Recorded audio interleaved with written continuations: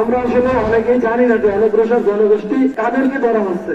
আমরা নারীদেরকে অনগ্রসর জনগোষ্ঠী বলি। আমরা কোন নারীদেরকে আসলে অনগ্রসর জনগোষ্ঠী বলতে পারি? আমি যদি একজন প্রভাবশালী ফ্যামিলির নারীকে অনগ্রসর জনগোষ্ঠী বলি, তাহলে ওই তো আমার গালাগালি দেবে, মারবে। সেই হিসেব করে অনগ্রসর জনগোষ্ঠী কারা, সে বিষয়টা আমাদেরকে পরিষ্কার করা উচিত। এবং আমার মনে হয় না যে এটা পরিষ্কার করার পরে সর্বোচ্চ 5 থেকে 10% উপরে কোটা থাকতে পারে। জেলা কোটার দরকার তখনই ছিল যখন একটা জেলায় বিদ্যুৎ ছিল না, খাল এবং নদী পাড়ে স্কুল যেতে হতো, হয়তো তখন জেলা কোটার দরকার ছিল। এখন মনে হয় না জেলা কোটার দরকার আছে। আমরা কি বলবো না শতভাগ আদিবাসীরাই অনগ্রসর জনগোষ্ঠী? আদিবাসীরা এগিয়ে গেছে, তাদের মধ্যে অনেকে চাকরি করে, ব্যবসা করে, অনেক ভালো ভালো জায়গা আছে। জনসংখ্যার কিছুটা কমতি হয়তো বা কোথাও কোথাও দেখা গেলেও যেতে পারে।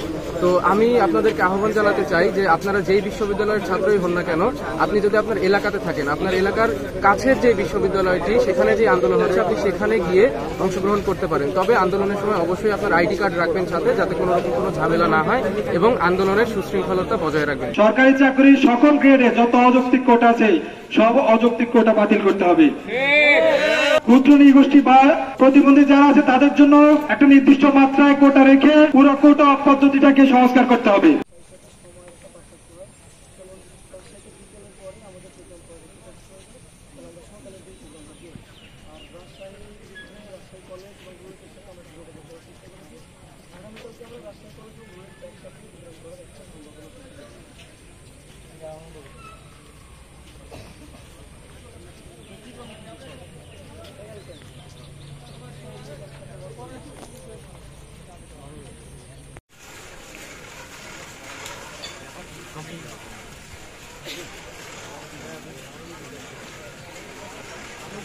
ধন্যবাদ জানাচ্ছি।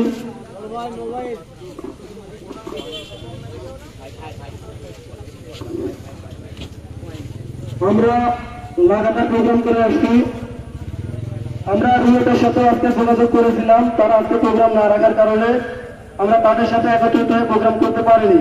তবে আমরা রাজশাহী কলেজ আমরা পরবর্তী কর্মসূচি ঘোষণা করব। আমরা হয়তো রুয়েটের সাথে একত্রিত হয়ে রাস্তা এবং রেল অবরোধ করতে পারি। ধন্যবাদ সবাইকে। আজকের মতো প্রোগ্রাম এখানে শেষ করা।